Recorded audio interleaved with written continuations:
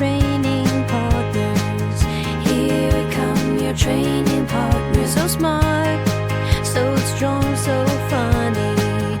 Let's go with your training partners. Team, welcome to Training Partners, where two fitness professionals bring you strong takes held loosely. I'm Wheezy Shoemaker, joined as always by Justin McClintock, who's in a very bright room today. Yeah, the sun's out, clouds went away. It's actually it's been pouring cats and dogs here for 48 hours. So this is a lovely change, and I just couldn't resist throwing all the windows open and having some sun. Sure. It looks very nice. Thank you. I appreciate it. It's good to see you. How are you? I'm pretty well. This is going to be old. Well, everything's old when it comes out. I threw my back out like 3 days ago at this point, and it's still pretty significant. Like, it's very uncomfortable. Moving is not easy, and it goes up and down the pain wise. So like, I think everything will be fine. And then I'll try and stand up from a chair and it will be a little bit of an emergency. I'm like, oh, okay. Oh, no, not fine. I had been sitting on the couch doing some work. I was like, oh, it's time to do some stretches. And it was not working great standing up. So I did this kind of like sideways roll, just kind of like it dripped off of the couch to the ground, which is where I wanted to stretch anyway. And my dog just looked at me like I was an asshole. Like, just like, what are you doing? This is embarrassing to watch. Okay. Yeah. No, thank you. But that's improving. I'm doing all the stuff that we're supposed to do by it. And other than that, I think I'm pretty solid. How are you doing? I'm well. At time of recording, I am 6 days from leaving the business and the country. And I have 11 items on my to-do list. That's it. Before you feel you're ready to leave, everything's buttoned up. That's correct. And I have adequate blocks of time to accomplish all 11 of those items. I have also already, like, knowing I struggle really hard with ambiguity and, like, not knowing things. Sure. Which shouldn't come as a surprise to you. Not even a little. Or anybody listening. What? The woman who likes to research quite literally everything struggles when there's a thing that's unknown. Shocking. And so I spent a little bit of time, like, thinking about what the 2-ish weeks when I get back will need to have happen. Yeah, right. I think that's fair. Let me not just get, like, right up to speed, but let me make sure that I'm not creating a situation for myself when I get back. Yeah.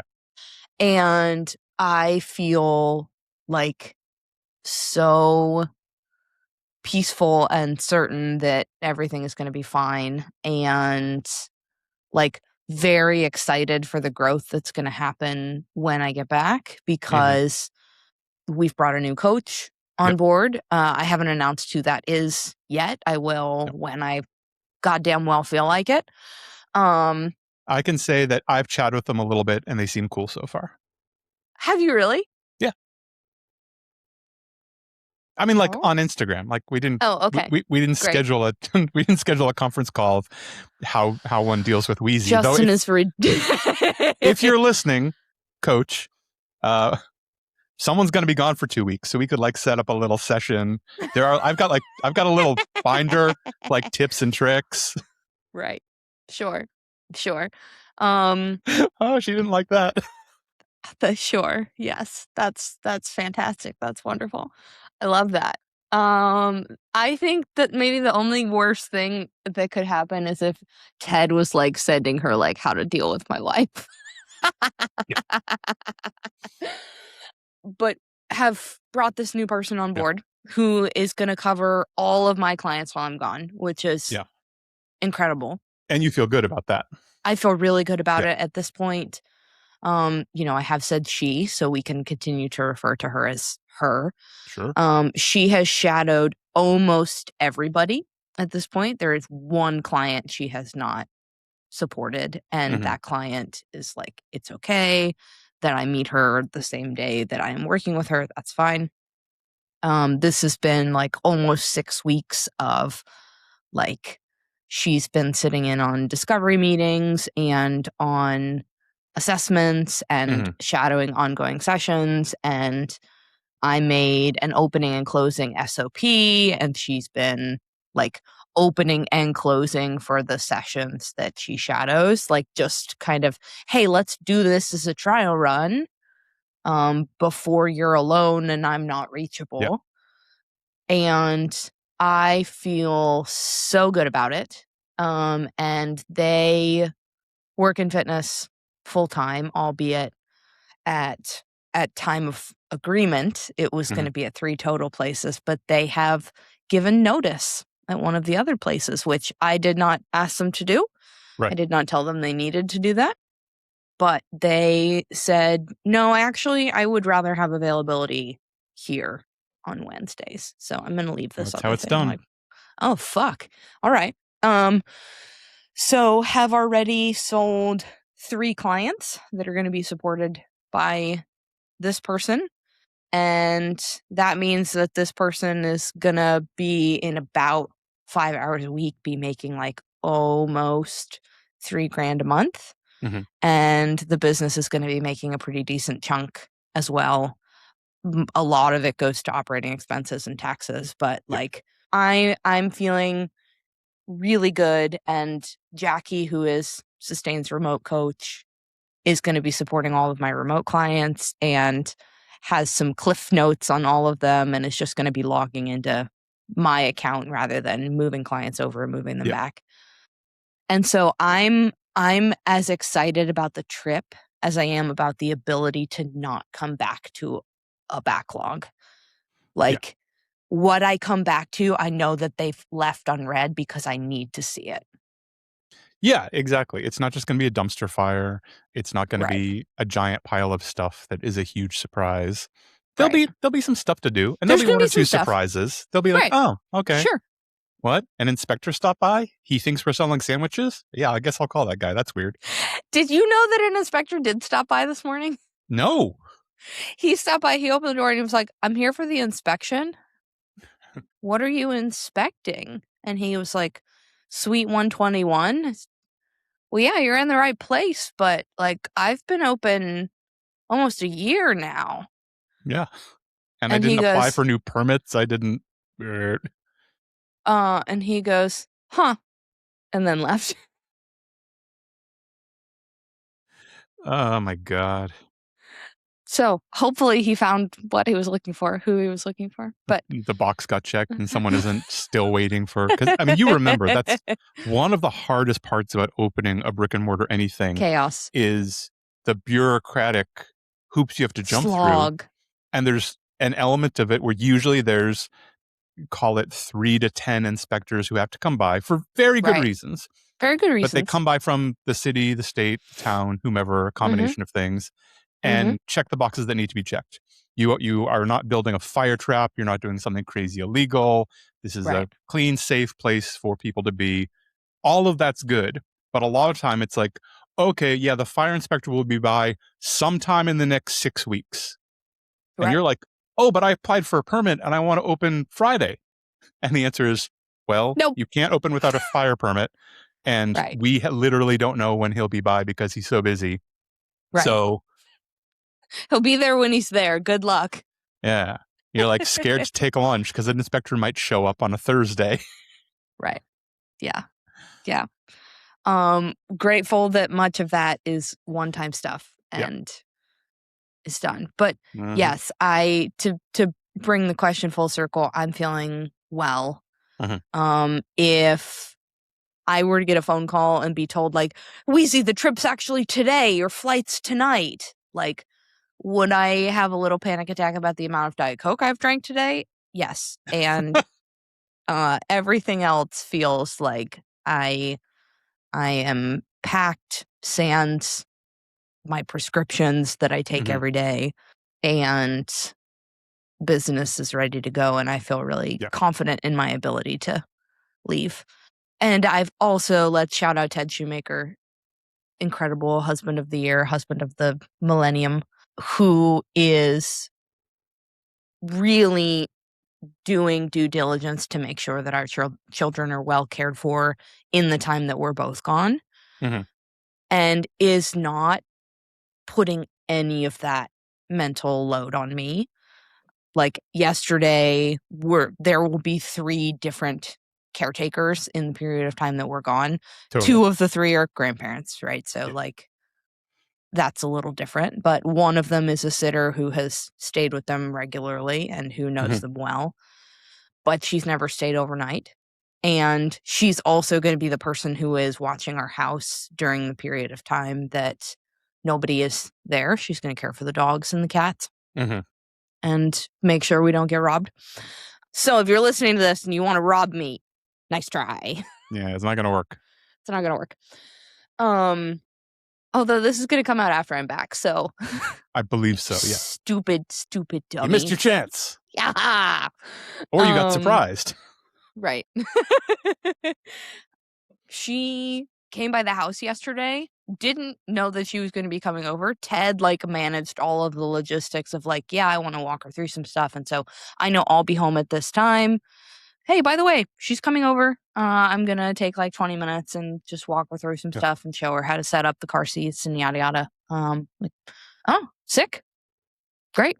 I love to see that because it makes me feel much more peaceful about Yeah. leaving the small people who I created at great physical and financial expense, who I love, being adequately cared for. So, Yeah, that's a big one. doing well, feeling like I'm ready to leave. Good. As So. it should be. You've done a lot of work for As this. it should be. As it should be. So, as is common, today we are chatting about something that is top of mind for me, and I imagine is top of mind for many. Should I work out while traveling? Oh, I love this one. Yeah. Yeah. What a So- multi-layered question. A multi-layered question, and as is also common, the answer is it depends. Yeah. Like, oh. We have 6 more questions. Exactly. Like, I can't possibly tell you yet. I do know what my Right. first question always is. Sure. So I imagine that this is going to be quite a bit of back and forth because we have different lenses, even as similar as we are, that we coach through. For sure. And different things that we think about. We all have biases and we all have blind spots. But I put together, call it my list of questions that I would want to consider for this client and ask them to consider. And then we've got some factors, and then we've got some options. And hopefully this gives you a framework as you're thinking about, should I work out while traveling? Like, call it like a flow chart of information to feed through to get to, is this a good idea or not? Yeah, absolutely. Right. So the first question that comes to mind for me is, do you want to?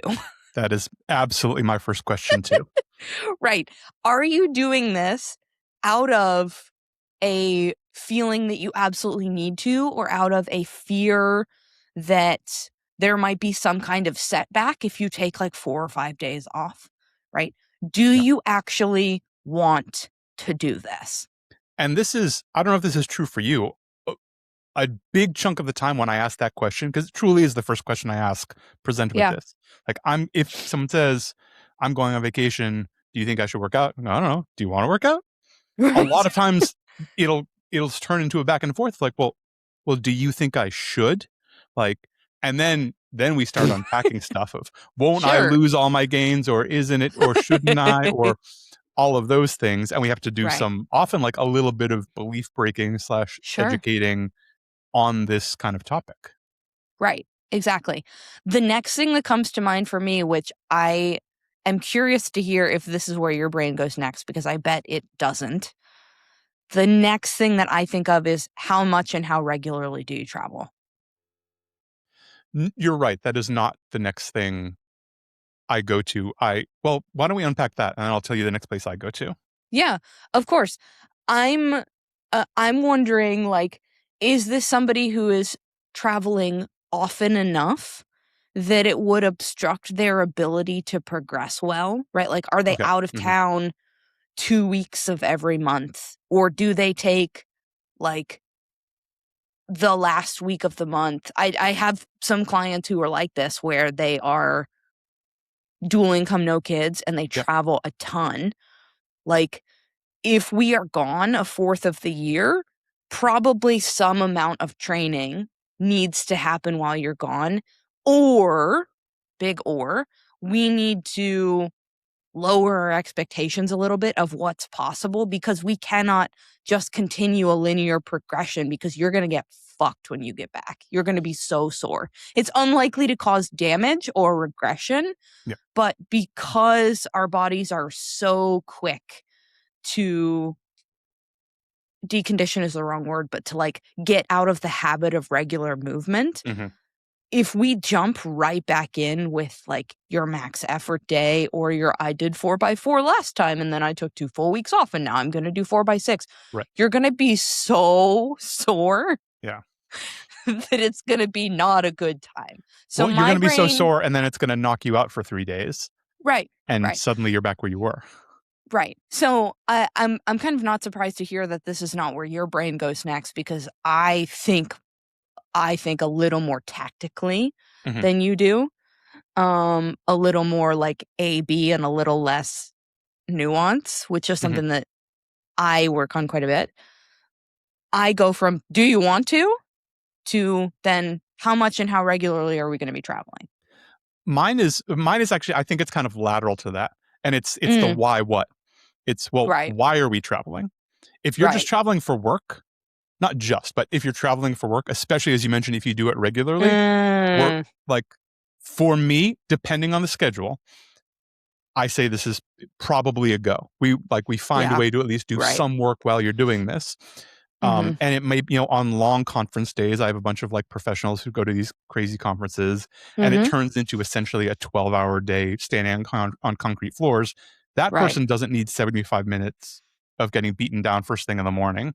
Nope. They probably do need 20 minutes of something, even if it's stuff they can do in their hotel room. Yeah. And however, if you're going on this vacation as this is going to be a relaxing time or a fun time, or it's decompression, this is our family getaway, our once a year, twice a year, this is kind of a special thing that we're doing, that is in a different category, potentially. And of course, all the like tiny details and logistics around that. Like if you're going to New York City and are like most of the people I know, okay, you're going to clock 17,000 steps every single day. We can adjust some other stuff we're doing because your non-exercise activity is about to go through the roof, as opposed to I'm in the resort in Antigua. I don't actually have to move from my chair. Quesadillas just show up. That's different. It's just different. And I'm not saying you need to exercise because of that, but it's a different blend. It's different. Yeah. It's different. It's different. I'm glad that you brought up quesadillas can come to my chair, because if quesadillas can come to your chair, probably so too can adult beverages. For sure. And so my brain goes next to, are you adequately rested and recovered enough to make meaningful progress and it not fuck you up? That's a great point. Like, what are you going to be doing while you're there? What are you going to be doing? What are you going to be doing? Or like, even if somebody decides, yes, I would like to train, maybe even taking it a step further and checking in with them after the travel, right? Hey, you're there. How was your travel day? Oh, yeah, it was absolutely horrendous. It was supposed to be a 6-hour day. It ended up being like a 32-hour day. I was sitting in front of a screaming infant and a parent who didn't seem to care at all. And the guy next to me was puking the whole flight because he was anxious and had motion sickness. Okay, great. We probably need to move today's session. Is that okay with you? Yeah. A lot of times I'll put this as like a screen written within the workout. Yeah. Like, remember, this is an optional day. A couple of the bullet points we talked about in the education that I'm sure you and I are going to cover.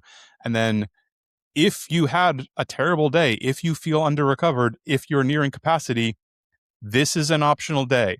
It is not worth ruining 2 days of your vacation to get in some goblet squats. It really isn't. Right. Totally. The other thing that comes to mind for me is, are you training for something specific and time bound? 100%.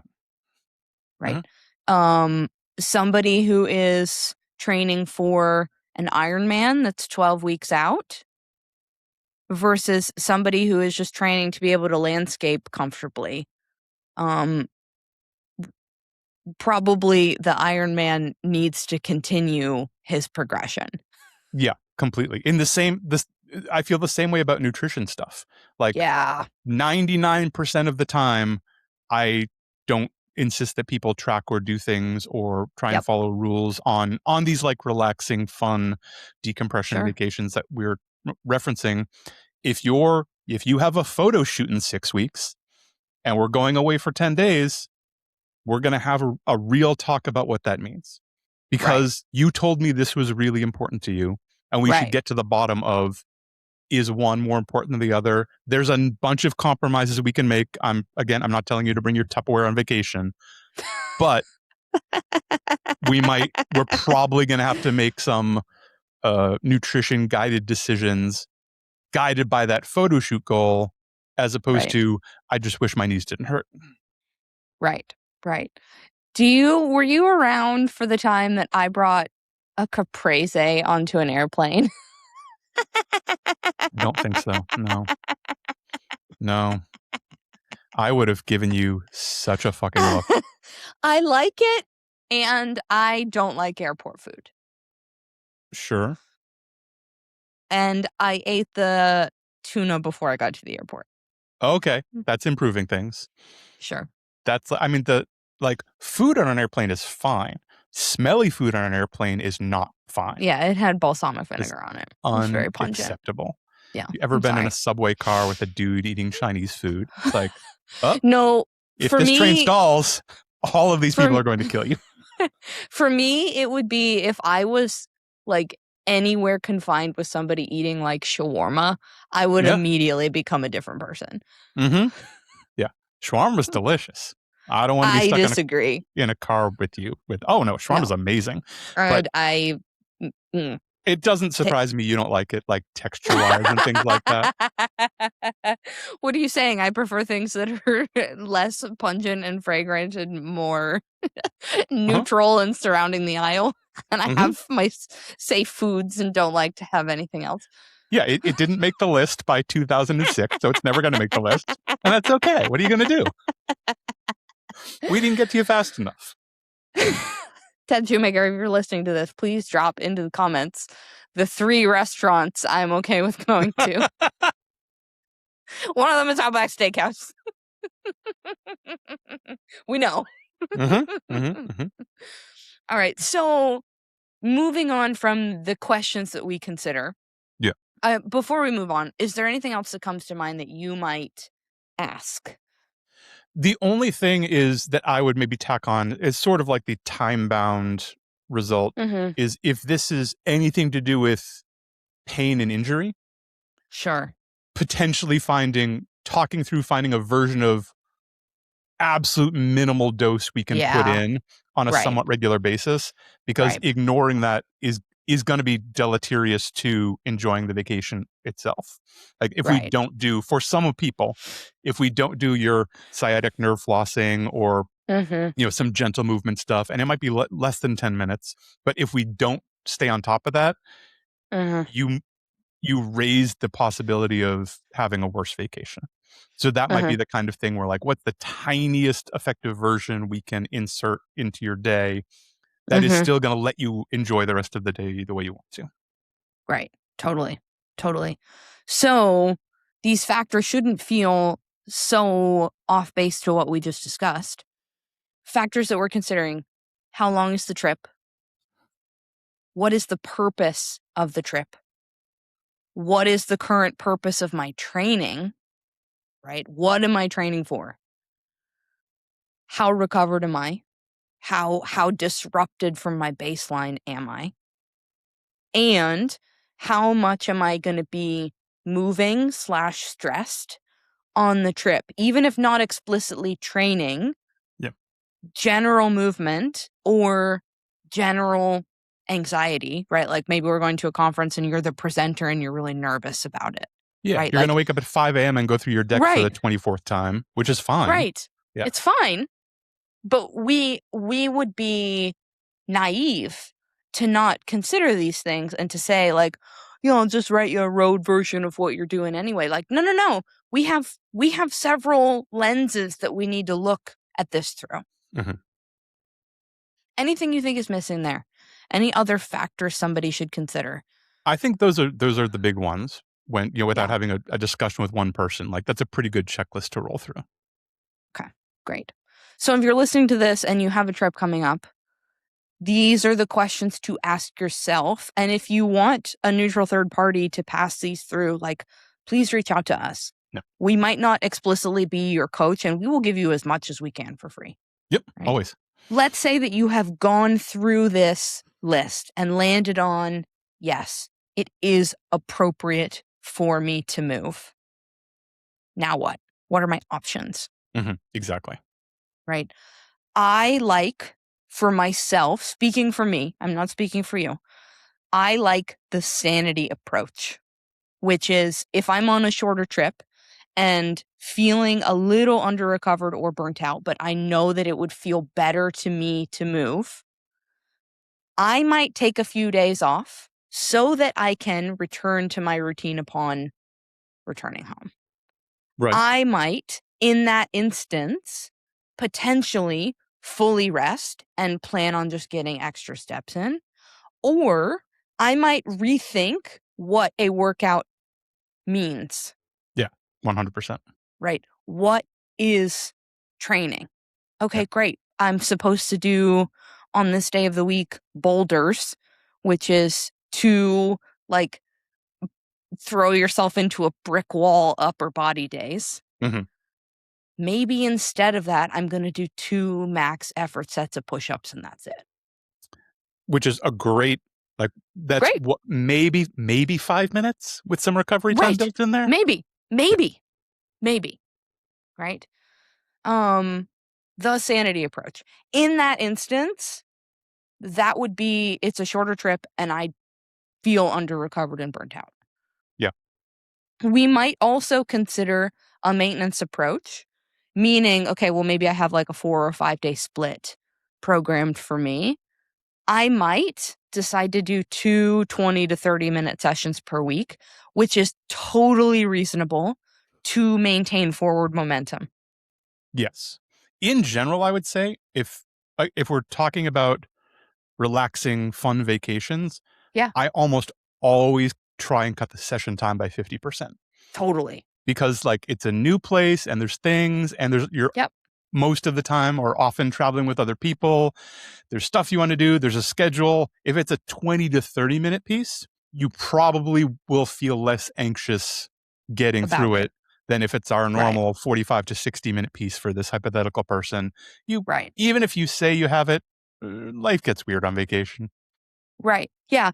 I also, particularly if I'm thinking about somebody who is going to be somewhere where they're on their feet a whole bunch and we know that there's some stuff that they're working through that if they don't do some intentional movement, they will feel like trash for the trip. In that instance, I might have like a day primer and a day cool down, right? Like 10-ish minutes could be done in your bathrobe in your hotel room. And sets you up well to continue feeling good on this trip. Yeah, 100%. I agree. Right. That's rethinking what a workout means. A side version of this, rethinking what a workout means, again, like, depending where they're going, if someone really wants to do something active, sometimes I will encourage them to find something else around that is active. Like, yeah, I can totally write you a thing on the stationary bike, and I know you love the bike, and I know that this place has bikes. This place also has paddleboard classes in the morning. That sounds badass, and it's in the sun. You get to wear that bathing suit you told me you were excited about. Why don't we sign up for a paddleboard class, call it a workout? Coach Justin said I fucking have to. Sorry, gotta go, kids, and go do paddleboard for 45 minutes. Yeah. Yeah. Sick. I love it. Or like, yeah, we could put you in the stationary bike in the hotel gym, or we could have you rent a bike and bike on the canal. Would you rather do that? Yeah, go look around. Go look around. Go look around. If you are somebody who decides I will work out, I want to train, I am going to be recovered enough, or I travel enough that this is a part of my life and I need to find a way to make this work. Bands, isometrics, step count, and body weight movement might be a great idea here, especially if gym access is flaky. I love a hotel room workout, by which I Love mean it. a workout you can do in almost any standard off-the-shelf hotel room. Correct. Mhm. Right. And to the, like, I don't have any space to take my equipment. A loop band, this big. Yeah. You could literally like put it in your pocket, even women's pockets most of the time, if your stuff has pockets. I Right. don't currently have pockets, so. But even a bands selection for of me. bands Mhm. weighs less than half of a pound, squishes up to absolutely nothing, Mhm. and you can do all kinds of stuff with it. All kinds of stuff. So much stuff. So much stuff. So we've got some options, right? We've got the sanity approach. Take a pause, take a second. I'm probably not going to go to that if regular travel is a part of someone's life. I'm Yeah. probably going to try to find a way, like, okay, what needs to be true so that we can keep you in a regular rhythm of movement so that you're not losing half of your year to travel. Yep. Completely. Right? We might need the maintenance approach, 2-ish 30-minute sessions. We might need Justin's super simple fun approach, which is find something relevant nearby that is fun and movement. Right? Good time. We might need some band stuff. And we might need to rethink what a workout means. One and or all of those might be true at once. I completely agree. I love it. So starting this episode said, should I work out while traveling? It depends. I'm sorry to say, it still fucking depends. Yeah. Right? And we told you where this was going. This is where it's going. It depends. It's also worth putting in here. I know you've had people like this. The hardcore exerciser types, the people who like it is a deep part of their identity. Sure. These are people who are often training 5-6 days a week, 7 days a week. Mm-hmm. A lot of times those people will tell me they're working out. I'm going on vacation. I'm working out. I've already found the local CrossFit box, the local bodybuilding gym, the thing. This is so good. I'm going to have so much fun. I'm excited to do it. It's a new community. That's cool. I'm down with all of that. Like those are great reasons. If this is something that lights you up, that's cool. I will also often pass on that the best I have ever performed in a high intensity kind of fitness situation, whether it's CrossFit or powerlifting or Olympic lifting, was after I took a fucking week off and actually recovered for the first time in several months, even though I felt great, even though I was pretty strong, I was doing good stuff. But actually taking some time off and sleeping and resting and eating. And that first day back, I'm like a lion. I'm unstoppable. Right. And sometimes you can dangle that little carrot and be like, if you want to have the best training day you've had in a while, it's going to be sometime in that first week you come back if you actually take a week off. I'm not telling you not to. I'm like, you found a place, like the community is cool. This is part of how you travel. I think that's pretty nifty. I honestly think it's kind of inspiring. But have you ever trained, actually recovered? Have you ever thought about prioritizing your rest to perform stronger? It's a concept. Oh, I can like see people in my brain that would be like, I would never do that. That would make me go crazy and like, okay, well then that's a good thing to unpack with your therapist. Yeah. So you can't. Oh, you can't take time off because you can't take time off. Because then, then you become a bad person. Oh, your dad is going to magically appear and tell you you're small and weak? I see. We have other things to talk about. I see. Well, maybe not me. You have things to talk about with somebody. Right. You have things to talk about with somebody who's not me. You do whatever you want. I'm not programming your workouts. Useful coach hack for this, because I have occasionally, I don't typically get frustrated with clients, but I have in the past occasionally been frustrated when I get a note from someone, like I'm reading a workout and it's all weird. And they substituted a bunch of stuff and they're like, couldn't do this today, so I did this instead, which is fine, but the whole workout is different. And if I see that and there's not an explanation, I'll say, hey, nice work on this. These are some pretty reasonable substitutions. is the gym undergoing maintenance? Was it a very busy day? Is something going on? Right. Someone you didn't Right. want to talk to? And they'll say, oh, no, I'm away for the week. Oh, dig. Oh. If you tell me with a Yeah. little bit of notice that you're going away, and if you tell me where you're going, I will look up the hotel or the resort or the thing or the place and do my best to give you something that actually fits there.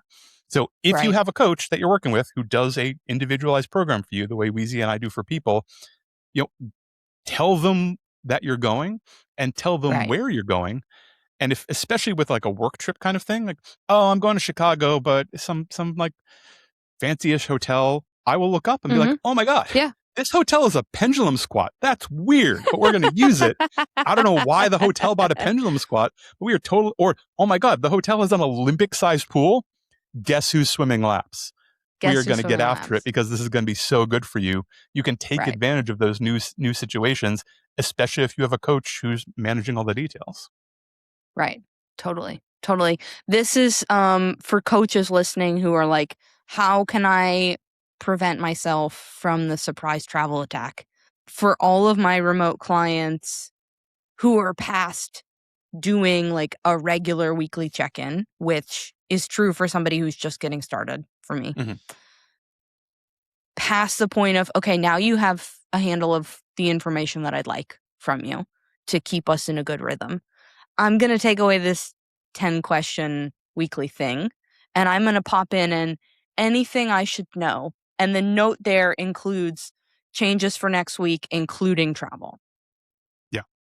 If you are not sure how to do this, just do it. Yep. Just say it. Just say it. This thing is happening. Oh, great. Right. We should adjust for that. Which is, I also, on my regular check-ins, I always ask about additional activity because that's something that will sometimes get missed. Like, oh, I started taking country line dancing classes 3 days a week. Fucking badass. That's a lot of work. Let's talk about maybe I'm going to cut the country line dancing circuit out of 2 of your days because you already have that covered, obviously. The country line dancing circuit. I have a whole pre-written program just for honky tonk badonkadonk. It goes on and on and on. Stop. Oh my God. I need us to do the segment because I have had so much Diet Coke and I might not make it. Would you like to take a break? No, we can do it. It's not a short segment. Fuck. Okay, I'll be back. I'll be here. Yay! Better. Will you give me a little segment intro so we can roll right into it and I can cut around it later? I will. Justin, do you think there is anything else that we should say related to should I work out while traveling to give people a framework? I feel like that's a pretty complete list. So if someone listens to all of this and they still have some questions, please reach out because we were down to answer them. And I always want to know if there's corners we missed or something we skipped over for whatever reason. But I think if you listen to this and answer the questions for yourself, by the end of it, you should have a pretty clear idea of whether you should work out and maybe what that should look like. Yes. Well, thank you for that. I appreciate that. Should we do a segment, do you think? Let's do a segment. This is sort of a story time segment. I bumped over this person a couple times in the past year, I think, and didn't really know what I was looking at. I saw like memes of an interview and just kind of shook my head and moved on. I want to talk, and I don't know if you know anything about this person. I want to talk about Belle Gibson. Do you know who Belle Gibson is? I have no... Wait. Is this the person who faked cancer? Yes. Yes. I know of Belle Gibson. So, spoiler. She fakes cancer. So, Belle Gibson is Australian. Yes. Seems to have had a challenging upbringing. It's hard because all of the information about Belle Gibson moves around and is very wishy-washy, no matter who you talk to, including family members, things like that. Yeah. It gets real weird. But it seems like Yeah. she probably dropped out or got thrown out of school. Her mom allegedly changed her name, like legally changed her name 4 or 5 times when she was young, moved around a bunch, very strange. Skipping over all of that, she moved to Melbourne, again, Australian, in 2009, had a kid, 18 years old. 3 years later, she launches this Instagram account. Is Yes. Healing Bell. She is Yes. in the, at that point, burgeoning kind of wellness warrior Instagram group. Right. Championing wellness. She comes on the scene and tells everyone that she has a stage 4 brain tumor. Right. And she is promoting nutrition and lifestyle interventions to deal with this. She claimed Western medicine had failed her. She allegedly quit chemotherapy, quit radiation therapy. Her doctors lost their mind. Again, everything is according to her. She said she was managing her condition, again, stage 4 brain tumor, using Ayurvedic medicine, oxygen therapy, a gluten-free diet, Gerson therapy, anti-vaccination, like avoiding vaccines, and consuming non-pasteurized raw milk, amongst other nonsense. Oh my God. And for anyone who doesn't know Gerson therapy, Gerson's a guy, but it's a lot of coffee enemas and ozone exposure and plant-based expensive Describe supplements. what a coffee enema is for anybody listening who might not be familiar. Sure. Why not? If for those of you who don't know, an enema is usually used to clear out the anal sphincter, and you fill a device with liquid, typically like saline or something like that, insert it, shoot it up there, and everything gets cleaned out. It's that, but with coffee. The only effect I know from that is that the caffeine will cross the barrier a little faster. So if you want to get caffeinated faster, that's a good way to do it. There are people, I believe it's called boofing. If you boof alcohol that way, you also get drunker faster. So I'm not telling anyone to have coffee enemas nor tequila enemas. Certainly not an espresso martini enema, because that would be crazy. We're not telling you to do it, but if you do it, will you please tell us? We send the video along, and I will send it in a disappearing video to Wheezy, and she'll be like, "Oh my God!" I'm not opening this. This person is, and she is actively encouraging all of her followers, a bunch of whom have cancer, right? Because she's to also stop treatment. She's a very beautiful, charismatic young woman who's on the scene. I have stage 4 cancer. Western medicine has failed me. It wasn't working. I did all these things, and that is working. A bunch of people who have cancer, like, oh my God, look, I have some hope. Gullible, vulnerable. I didn't mean gullible because they're so vulnerable. These are desperate. These are desperate people. Desperate, vulnerable people, not gullible. Preying on weakness. Preying on a weak moment. Yeah, people who have almost no hope or no hope. When you raise your hand and say, actually, I have hope over here, of course they're going to pay attention. Why wouldn't they? So Belle gets 200,000 followers in under a year. Like, this thing explodes. She launches an app called The Whole Pantry. You can't get it anymore. She's 21 years old now. Launches Whole Pantry, takes over. Downloaded 200,000 times in under the first month. Do you know if her child is 3 years old at this time? Does she have custody? That's a good question. I don't know. I couldn't find a dad looking around. Yeah. So I think so. And there is a lot of footage with her with a kid walking around. So I think so. Okay. Whole Pantry, the app explodes. Voted Apple's best food and drink app of 2013. She almost immediately signs a book deal with Penguin Books. Gets a big tabletop coffee table cookbook. That gets published. Huge bestseller. Absolutely explodes. Right. In the preface of that book, she states very clearly she's been stable for 2 years with no growth of the cancer. All of the stuff in this book and my app have stopped my cancer growth. She gets her app pre-installed on the Apple Watches at launch. The incredibly rare third-party non-Apple app in a device on launch. I mean, it's unheard of.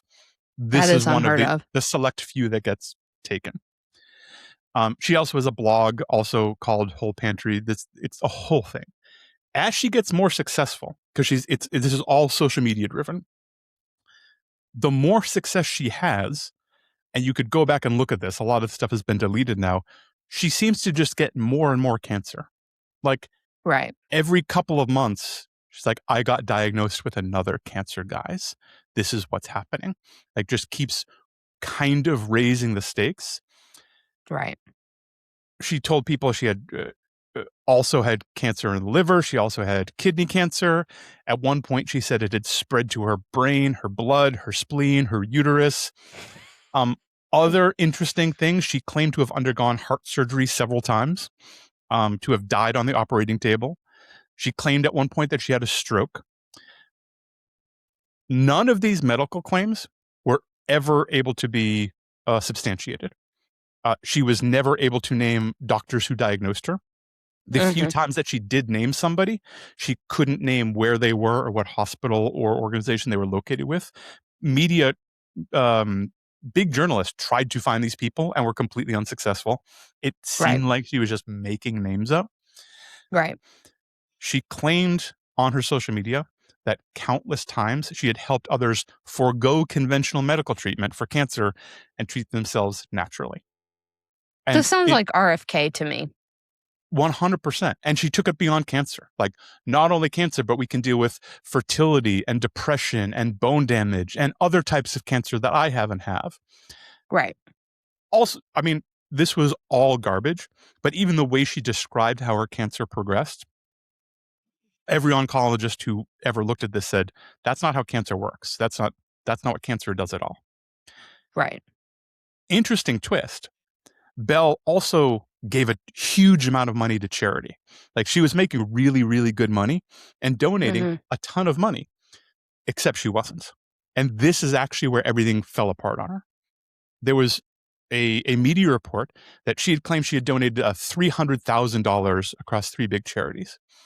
And it turned out the number was actually $7,000. She claimed 300 grand in charitable donations, had actually done 7. On top of that, there was also in March 2015, parents of a young child who had brain cancer, this young child definitely had brain cancer, came forward that Gibson had been fundraising in this kid's name. They weren't aware of it. They didn't know that she was raising money using this kid's name and likeness. They certainly never saw a cent. So it seemed like she was also conflating his story and some details to kind of prop up her own story. And so making all the money off the app, all the money off the cookbook, all the money off the appearances, all of this fundraising also appears to be going probably in her pocket. She's living quite the life, lots of luxury stuff, luxury apartments, amazing cars, amazing trips, all of these things. That's what blew up.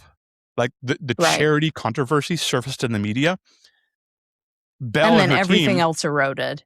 Everything starts going to shit. Belle and her team start going through and deleting and blocking comments on social media, the Facebook, the Instagram, all of that stuff. Right. Anything that questioned what was going on got blocked and deleted, and had that Streisand effect of, why is this person so aggressively trying to not let people talk about what's happening? Yeah. More and more people started pointing their magnifying glasses at this person. Right. Belle is super fucking weird. Like, I've watched a few interviews with her, and she's sociopathic at best. Right. It doesn't look like when she speaks, she knows that she exists. At all. Or that what she's saying is obviously illogical, as long as she says it with a smile and expects to be believed all of the time. And that's part of the problem, is everyone just, like, she said a thing, everyone believed her, and it spun out of control so quickly. Yeah. She, in Australian Women's Weekly, which is a magazine, she admits that she never had cancer. There, she's asked directly, and this is mid 2015, she says, "Oh yeah, none of it's true." Explodes. Belle gets invited on 60 Minutes Australia. And if you want to have a good time and see the biggest train wreck of an interview I've ever seen. It is well worth your time to watch the interview on 60 Minutes Australia. The reporter's name is Tara. Damn it, Tara. I forgot your last name and I didn't write it down. I'm so sorry. She does a masterful job. It's not a hit, but she very clearly walks her through the steps of, did you ever lie to people about this? No, I never did. Okay, we have a huge stack of paper here that says you did. Tell us again about how you got diagnosed. Oh, this guy came to my house with a magic box. Okay, you told everyone it happened at this hospital with these doctors. Why did you say that? Well, people wouldn't have believed it otherwise. And it's like the wheels come off so fast. And Yeah. within the first 4 minutes, you're left sitting there going, I cannot fucking believe she agreed to sit down. I can't Yeah. believe whoever told her this was a good idea hates her. It's incredible. Her publisher, Penguin, won't take any responsibility. Says, like, why should we vet someone for a cookbook? Don't be silly. We assume that her health claims were true. We're just publishing a cookbook. But they did pull the book and donate $30,000 to a victims consumer fund. Heard. The Federal Court of Australia eventually ended up fining her a little over $400,000. Ew. Yeah. Even with the judge accepting her story that she was acting, her defense was she was acting out of delusion. That she, Right. and when you watch the interview, like a lot of it is her saying, well, at the time I thought I had cancer. So, well, why did you think that? Oh, because this kind of integrative medicine doctor told me I did. So for 3 years, I was living like someone who had cancer. And then they get some of her medical records, and it's like, no, in 2013, you went to a hospital claiming you had multiple sclerosis, which you also didn't have, by the way. Got a CAT scan, I think, some kind of brain scan, and it came back perfectly normal. Nothing is wrong here. And you kept running with the scam for at least 2 years. Like, right. How dare you? Absolutely crazy. There is also a Netflix documentary, which I did not watch all of, it's called something like The Worst Con Artist on Instagram, I think. Yeah. I have seen that. Okay. I have not. It's terrible. I don't recommend it. I mean, it's Netflix. The 60 Minutes interview is golden, and it's just a little encapsulation. And I thought a reason it was useful to talk about here of when people are making outlandish claims, there is no reason to think there's anything behind it. Like the fact that it keeps going on, the fact that they have followers, the fact that they're making money, all of that, like, there are so many people who are happy, ready, and willing to take advantage of a population, a group of people, a community, even if they aren't intending to. Like, this woman, to some degree, is unwell. Like, I'm not saying she didn't have ill intent. I'm not saying that she didn't manipulate a bunch of people. She is probably responsible for some people having shorter lives than they got to have. And that's horrific. She might, in her twisted little brain, believe that she was doing the right thing. That doesn't make it so. And the internet is, today, I had someone send me a sponsorship thing asking me to help sponsor this stupid patch that will also relieve you of radiation and protect you against EMF waves and all kinds of other stuff. And they have money and they want to do things and they just want me to talk about it. Like, absolutely not. Absolutely not. But lots of people don't say absolutely not. So the internet hasn't gotten better since then. It's mostly gotten worse. It's gotten easier to do this. And with all the AI stuff, you can create things that don't really exist. But the story of Belle Gibson, I thought, was a fascinating one. And that's kind of my, I hope, not terribly long summary. No, I think that's wonderful and useful and interesting. And also, like, it's a good idea to have a healthy amount of skepticism of almost everything that you see on the internet. Because remember, capitalism is built on eliciting a response from you. Yep. Right? Like, 100%. if the thing that you see makes you feel something, you are more likely then to purchase the solution. And especially social media, all of the algorithms are built on keeping you engaged not Yeah. happy. Like, Not it has been happy. explicitly shown that angry, outraged people are much more likely to stay. They're much more likely to click. They're much more likely to write back. They're much more likely to do all of those things. Mm-hmm. So if you feel that, it's probably on purpose. And if someone shows up with exactly the thing you were hoping existed and had never found, and isn't it Mm-hmm. nice that someone finally has the magical solution? Yeah, magic. There's probably a reason that, like, if these Yeah. things worked, companies would absolutely be making billions of dollars selling their version of it. There's a reason Right. they aren't. Eli Lilly would have patented it already if it worked. Just like when we had Stormy on talking about peptides, like, Right. a bunch of these things have been patented, and a bunch of drug companies actually own technically the ability to produce these things. There's a And they don't. reason they're not. Right. And it's not because they hate money. It's not because they hate money. It's because it doesn't work and it's not saleable. It doesn't work. It's not safe. It does weird things to people. And when you buy it on the gray market, you probably aren't buying that anyway. So right. It opens us up to litigation, so we are not going to sell it. But old Greg in your DMs sure might. Oh my God, fucking Greg. Fucking Greg. If this is I know this is a departure as a segment, but if people like this, let us know, because I would be down to every once in a while, like, tell you a weird story from fitness history or about a person or things. I might just do it anyway because I like doing it. It's our podcast. We can do whatever we want. Yeah, it's our podcast. If you liked it, great. And if you don't, that's not important to us. We're sort of here for you. A self-addressed stamped envelope and you will be issued a refund immediately. A refund of the free $99 you paid to consume the helpful content that we put on the internet at exactly. time and effort for us. Yeah, remember, we're only losing money on this. Yes, that is true. We are only losing money on this. But we're having so we get to do whatever we want. Doing it. Yeah. This is our version of gambling. Yeah. For real. The money's always going to go in the wrong direction, but it's a good time. The money's always going to go in the wrong. That's funny. Team, this has been Training Partners. I'm Wheezy Shoemaker. That's Justin McClintock. We'll see you next time. Later, gang. It's time for the training partners. Here come your training partners. So smart, so strong, so funny. Let's go with your training partners. We're ready to laugh and learn without you. Best friends so bright. It's time for the training partners. Here come your training partners. So smart, so strong, so funny. Let's go with your training partners.